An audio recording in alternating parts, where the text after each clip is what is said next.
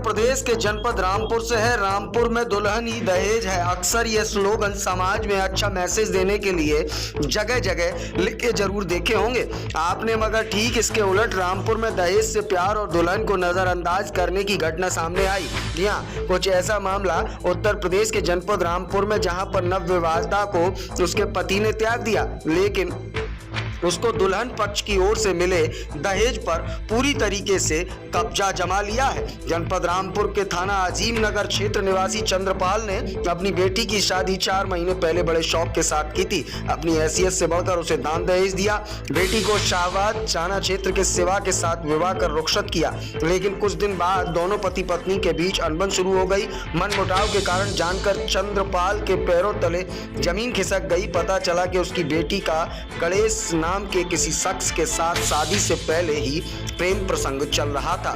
फिर क्या था, शिवा को अपनी पत्नी का किसी और के साथ प्रेम प्रसंग नागवार गुजरा, जिसके बाद उसे उसके प्रेमी के घर छोड़ आया। फिर यहीं से शुरू हुई मिलन, जुदाई और वफा की कहानी। अक्सर ऐसी कहानियां फिल्मों में देखने को मिलती हैं, लेकिन यहाँ पर 3 जिंदगियों के बीच में वक्त ने ऐसा ताना बाना बुना कि एक तरफ तो पति एक दूसरे से जुदा हुए, वहीं प्रेमी और प्रेमिका 7 जन्मों के लिए एक दूसरे के हो गए। इन सब के बीच दिलचस्प बात यह रही कि शिवा ने अपनी पत्नी को तो उसके प्रेमी के घर छोड़ दिया, लेकिन शादी के दौरान मिला दहेज अपने कब्जे में ले लिया। चंद्रपाल इसी बात से खासा मायूस था कि समाज में उसकी बेइज्जती में कोई कोर कसर बाकी नहीं रही।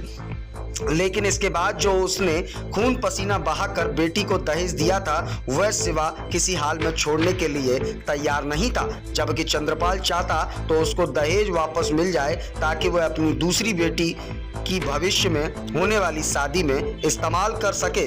इस पूरे प्रकरण को लेकर लड़की के पिता चंद्रपाल से UB24 ने की खास बातचीत। क्या कुछ कहना था उनका, आइए आप स्वयं सुनिए इस खास खबर में। मामला साहब ये हुई थी साहब, मैंने ऊंचे गांव शादी करी है। मेरा नाम चंद्रपाल है।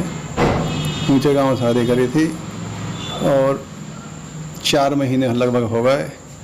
वो मांग करता रहा, मैंने उनकी मांगों का पूर्ति करी। उसके बाद में जो है उस लड़की से कहने लगा ये सामान लेकर आओ, वो सामान लेकर आओ। उसने पूर्ति ना हो पाई तो उसने लड़के के लिए किसी दूसरे के, पता ना किन के साथ में मैं क्या करा, कहाँ छोड़ के चला गया, कोई पता नहीं चल रहा उसका।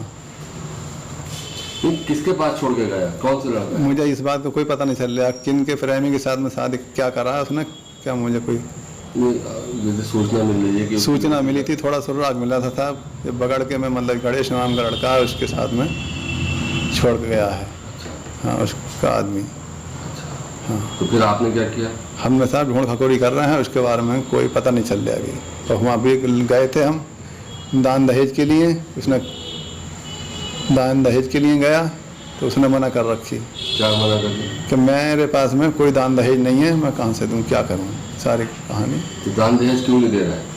क्या मालूम क्या क्यों नहीं दे रहा, क्या चक्कर है।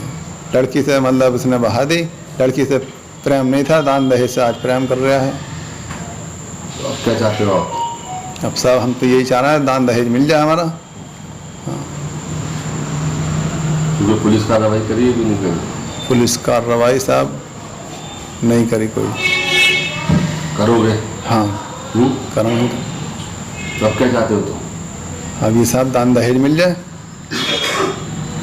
अच्छा, लड़की का कोई चक्कर चल गया था आपकी बेटी का कि लड़के थे जो उसके बाद छोड़ के गए? मुझे इस बात का कोई पता नहीं चला। मुझे इस मामले में कोई मामला नहीं था। तो आज गए तो क्या हुआ? आज गया तो उसने मना कर दिया साहब। मैंने साहब ये गाड़ी बेच डाली, वो गाड़ी बेच डाली, मेरे पास में कोई दान दहेज नहीं तुम्हारा। एक ढंग से उसने बतौले पढ़ा दिए, चला आया। लड़के का नाम से इसकी शादी करी? इसका नाम साहब शिवा, उसके बाप का नाम संजीव। अब क्या चाहते हैं? अब हम यही चाहते हैं साहब हमारा दान दहेज मिल जाए बस। बेटी छोड़ गया आपकी? बेटी छोड़ के चला गया। अच्छा, दान दहेज नहीं दे रहा? दान दहेज नहीं दे रहा।